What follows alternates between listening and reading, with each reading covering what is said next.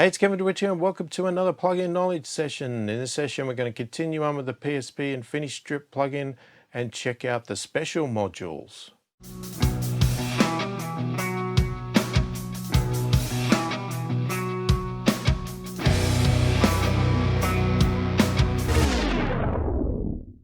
So firstly, if you're new to my channel and new to my videos and you like what you see, please click the thumbs up, subscribe to the channel, click the notification bell to be notified of all my future videos. So the special modules in the PSP InfiniStrip. So at the time of this recording, that includes two modules, a de-esser and a de-hammer. Now, when you watch this, there could be more modules added. I have no idea. I don't know what PSP's plans are, but let's go and check out those two modules at least and see what you think. All right, so we're back in Cubase here, and now we are looking at our special modules. So at the time of recording this, we have two special modules. Now, unlike the other modules, these ones here go on the inserts only. They don't have a dedicated slot. They only have those two insert slots, which are available for any module. And you can't flick between them. Obvious reasons, they don't even do the same thing, right? They're entirely different. Now, there might be more modules that are added in the future. If you're watching this video in the future, they may have added more, but at the time of the release and time of doing this, this is the modules we have available to us. And we have a de-hammer and a de-esser. All right, let's read the description in the manual first, just so that we get an understanding of it, if we don't already understand it. So a de-esser is a flexible sibilant removal that leaves the rest of your signal untouched. Suggested applications to tame harsh sibilants from spoken words and vocals. This module can also be used to control resonance from bumping notes or guitar string noises. So very common sort of plugin that we use on vocals to control the S's and sometimes the T's, depending on how they're pronounced, but definitely S, why it's called a de-esser. We then have a de-hammer, which is a flexible real-time 50 cycle or 60 cycle hum removal from your source audio. Removing electrical background noise from recordings is the suggested application. So this is just electric hum, okay? A lot of the time, if we're, especially in a home music studio or that sort of thing that we have here where we don't have always the top gear, we don't always spend a fortune on filtering our power and all of these great things that we can do in a studio, that if we spend lots of money, we may end up with some electric hum, okay? And depending on whether you live in the world, it is either going to be 50 hertz or 60 hertz, right? I know the US has one and Australia, where I am, is a different one. Other countries, again, will be one or the other, but generally it is 50 or 60 as far as I know. Don't believe there's any other ones, but who knows? So this plugin is obviously to try and remove that hum.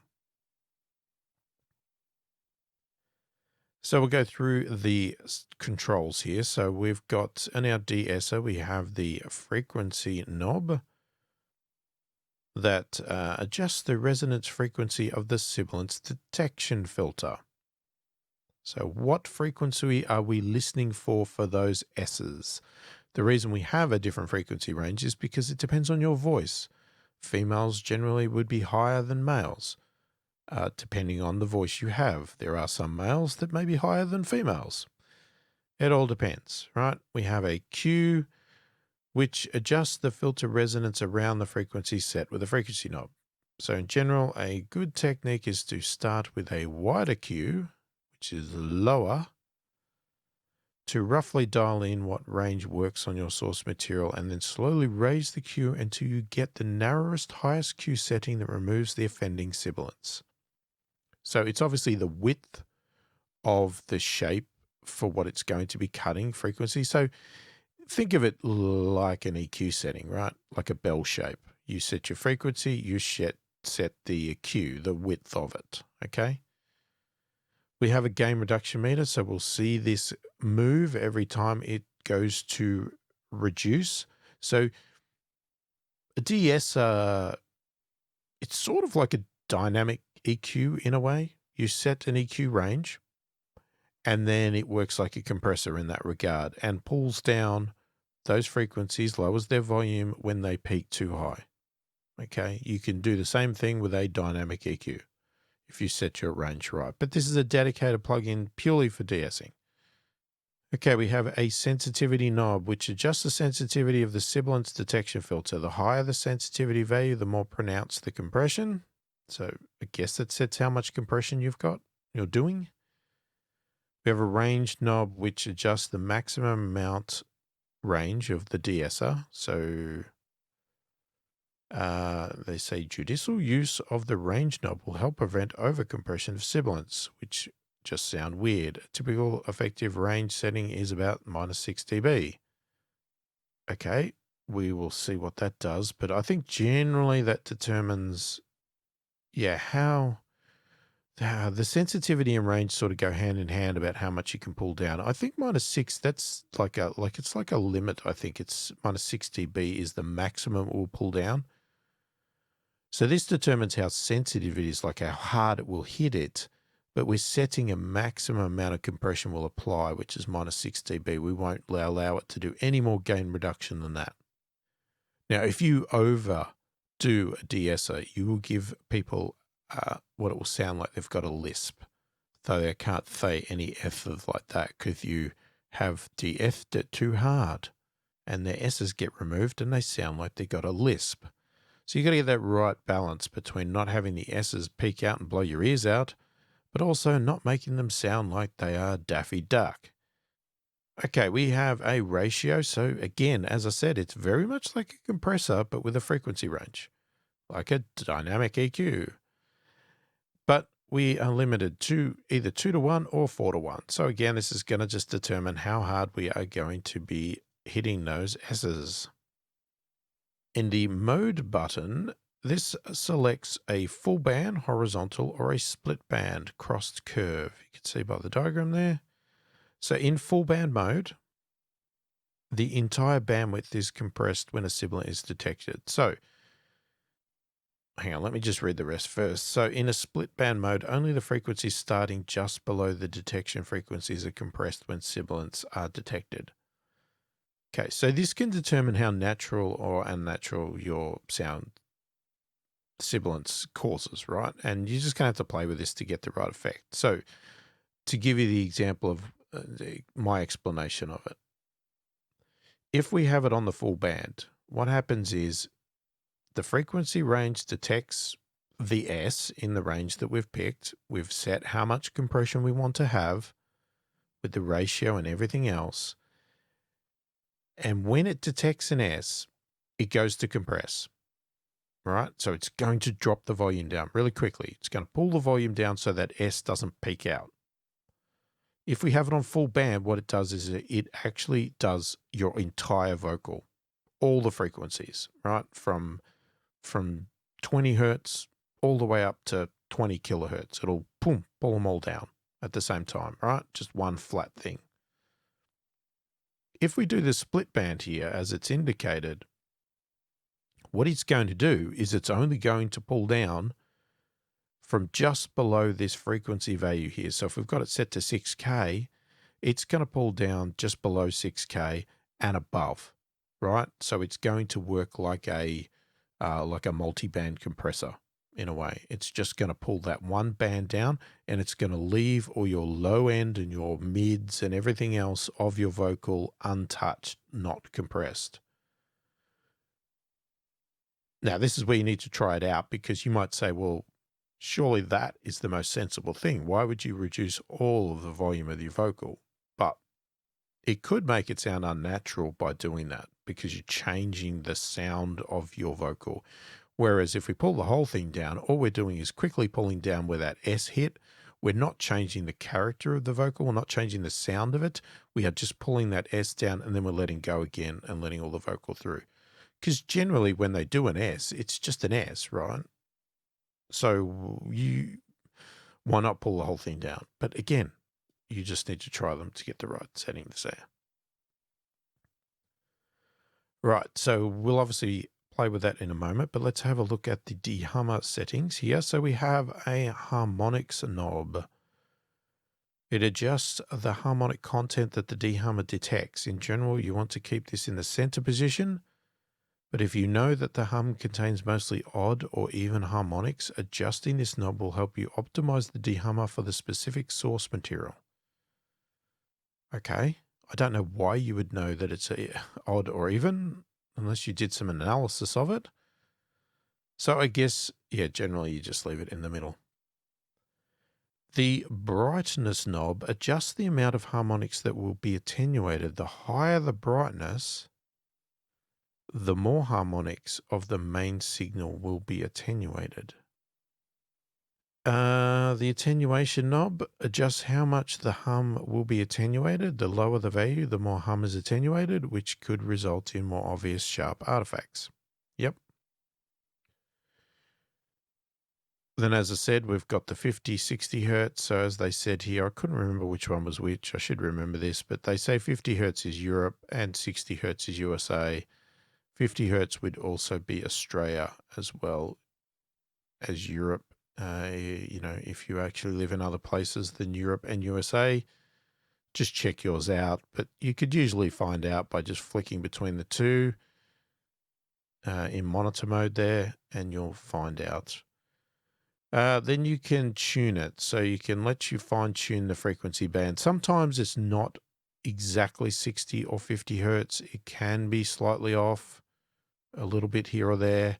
So you can just tune it, in the negative or the positive, get exactly the right value. In both of these modules here, they have a monitor button here. So this in the de-hammer is going to let us listen to what it is actually pulling out, right? So we're actually listening to what it's attenuating, right? The hum, for instance. And the monitor on the sibilance, again, we're going to be hearing what it thinks it's pulling out. We're going to be hearing the sibilance, the S's. So it's a good way to get the settings right because you can accurately hear what it is actually pulling out. So the question is, let's go with an acoustic guitar here. I don't even know if this has got hum on it. Let's find out. So this is my acoustic.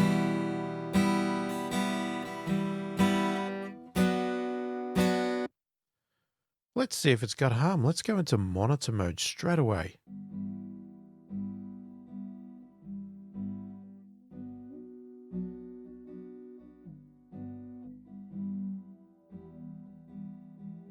See, now you could tune it anywhere you like there.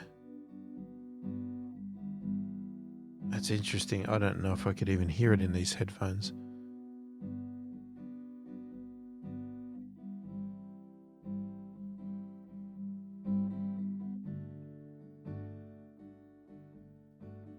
So if we adjust the harmonic. Okay. So you can hear a difference there, but that's as I said, I don't know if this actually has hum on it.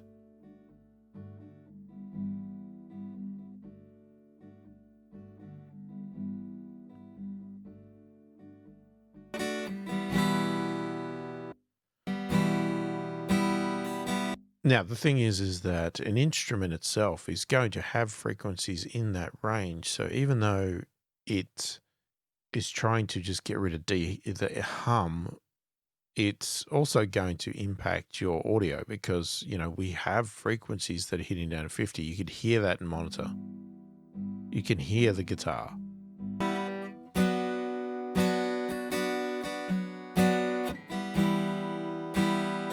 So if I want to attenuate more, we just turn the attenuate there.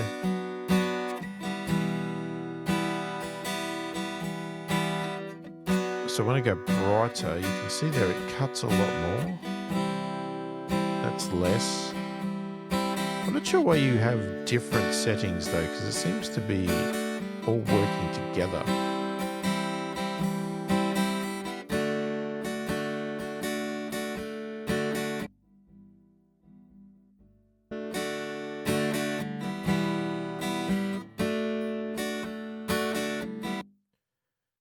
All right, let's do something weird here, okay? I don't know if you can hear that, but I have put a test generator on this acoustic guitar to be really annoying. And I've set it to 50 hertz. So if I activate it, this is what you get. So if I turn this de-hummer off, you can hear how loud that is. That is probably a little bit extreme. Let's bring it down a bit. Now you can hear there, if I flick to 60, get the wrong one, you'll still hear it coming through. Go to 50, it's getting rid of it there, okay? Now,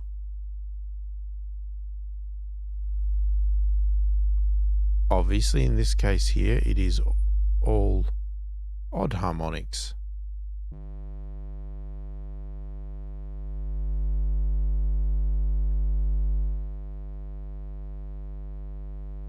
So go for triangle wave.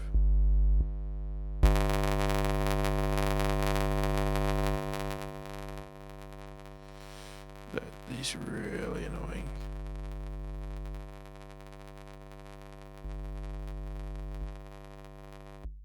Oh, let's just go back to our normal one there. But that's the sort of annoying frequencies you can get on your track there. So you can see here, if we do no attenuation, basically nothing, we can decide how much. We could take it all out, right? It's gone. Our brightness setting here will do nothing. If we go back to normal, not sure. Don't really hear a difference with that brightness on here, so it's probably going to have more of an impact with a real audio source. Now again, you could tune it and that's going to really throw it out of whack.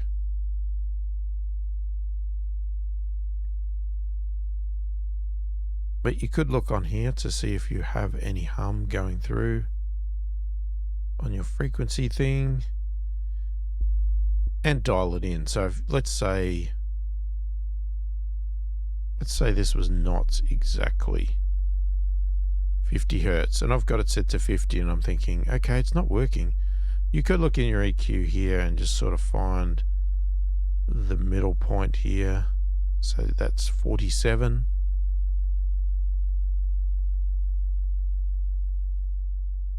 Or you could just listen.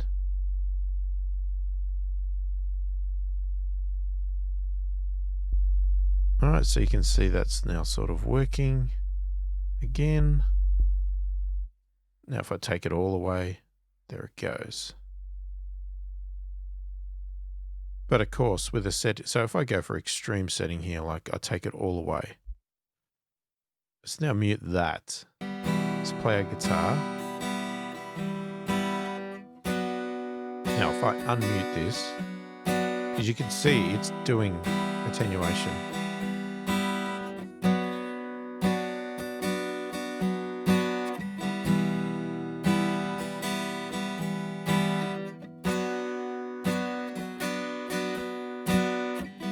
So it's thinning out the bottom of our guitar. In this case here, being an acoustic, not a big deal because generally I don't really want 50 hertz in my acoustic anyway, because my bass is probably going to do that. But if you had this on a bass guitar, for instance, if we go over here and we remove that, let's put our de-hummer on. If we had a bass,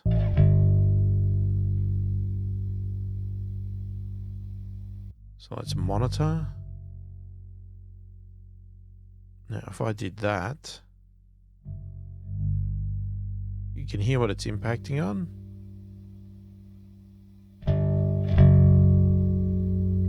So that's our bass now. Listen to that low end.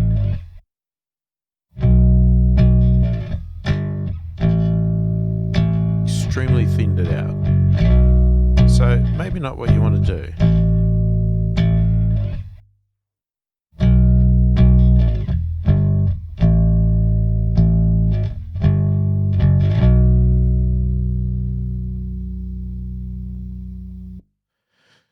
So you want to find that that sweet spot of finding the hum there. So look, it works. Okay, there's nothing wrong with it.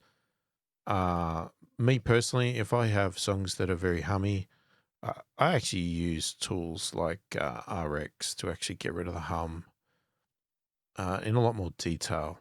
But that's a very expensive plugin, RX. So, you know, no reason why you couldn't use that one. Now, let's work out a way to do de-essing. Okay, so we could go for a vocal track. Let's see what we've got. All right, so we have this part. So let's mute this. So the story goes. So the story. You can hear there's some S's in there. They're probably already controlled, unfortunately, but let's go to our monitor and let's start off by, let's find our frequency. So they say go wide.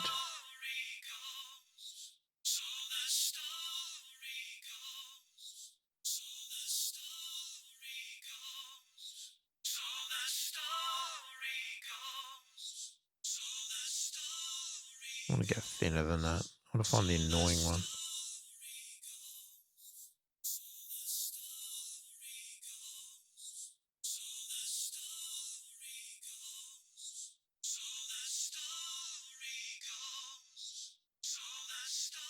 That's too low.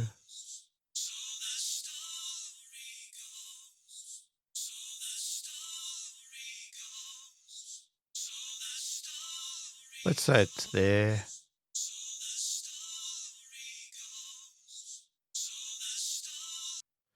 Sorry about the repetitiveness, but that's what it is.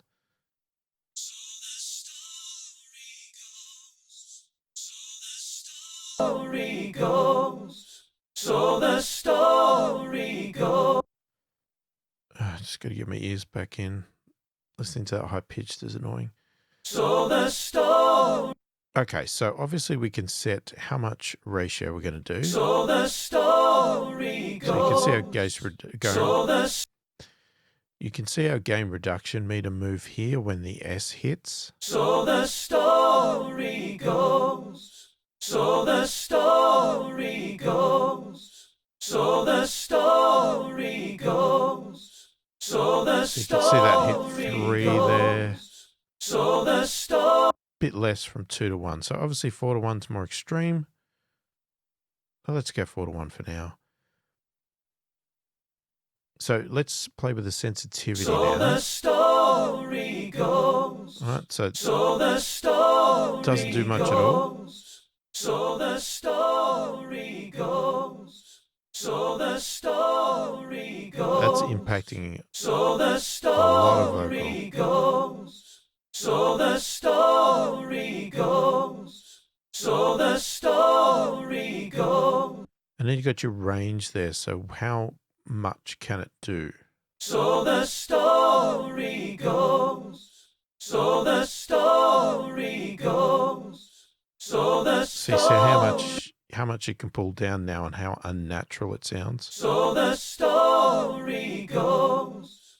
So the story goes. So the set it to 0, it does nothing at all. Goes. So the story goes. So the story goes. So the story goes. Okay, and this one here is set to the flat, so it's in theory pulling down the entire frequency range. So the story. So if we flick over to the other one. So the story goes. So the story goes. So the story goes. So the story goes. So the story. Now in this case here where I'm doing it's on a group of BGVs, it would probably make sense to do it in this one because that way it's not impacting on the low backing vocals that really don't have any sibilants.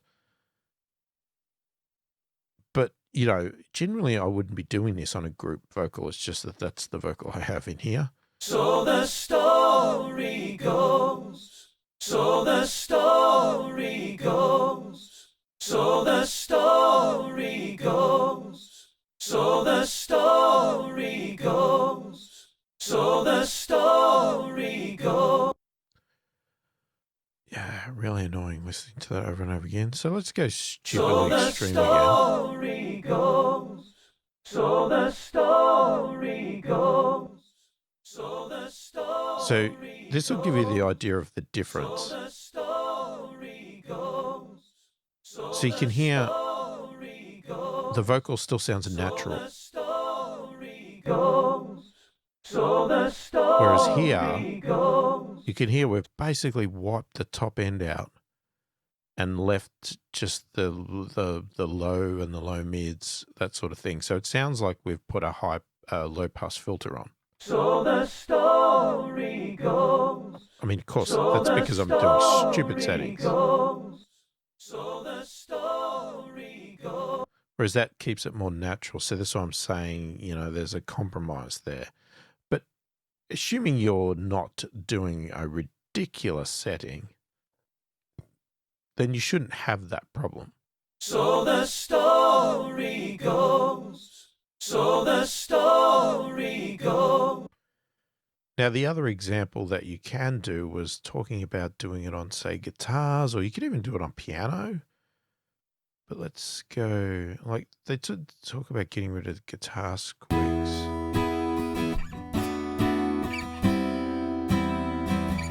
Yeah, there's a bit of squeak on that one. Why not? Let's give it a shot. Now, it's not going to get rid of squeaks. Okay, it's just going to pull them down.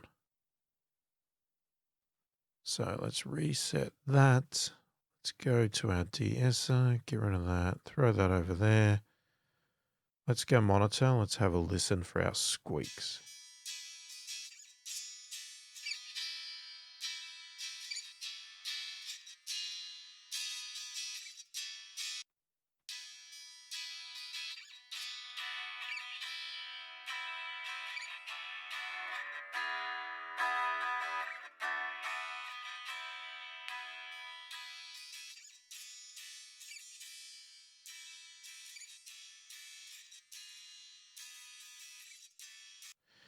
It's going to be really hard actually with this one because, yeah, the squeaks are so embedded in the musical notes.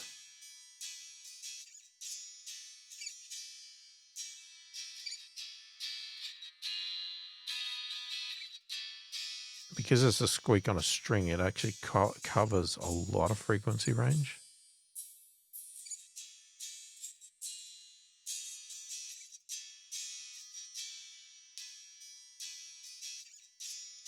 Okay, but if you just wanted to control the very annoying part of it,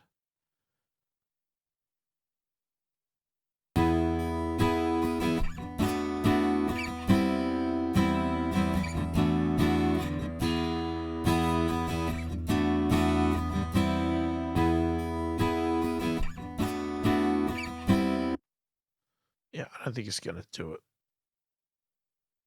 It's not what we want.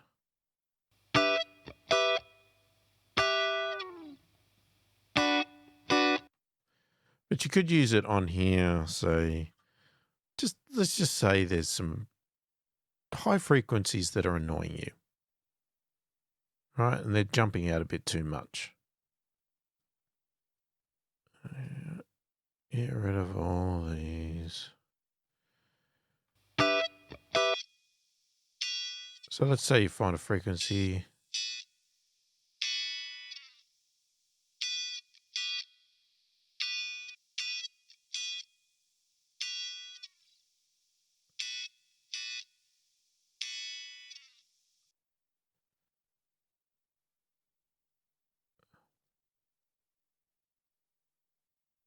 Oh, God. I can't get it out of monitor mode. What happened? Well, when you got one module there, that's threw it out. Okay. So let's set our sensitivity.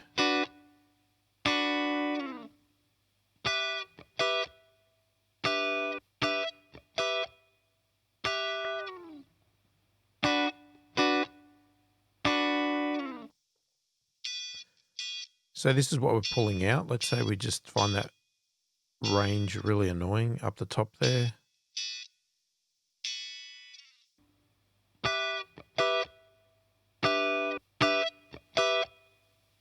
So this is what it sounds like before.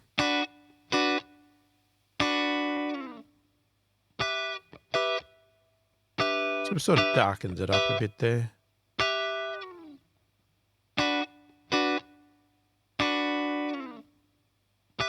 Now I'll switch between the two here because I did hear a difference before.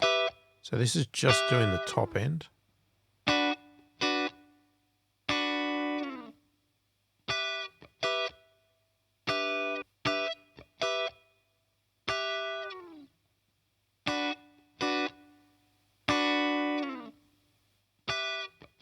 So this one sounds the same, but just lower in volume. Whereas this one actually changes the character, makes it thicker and a bit duller at the top.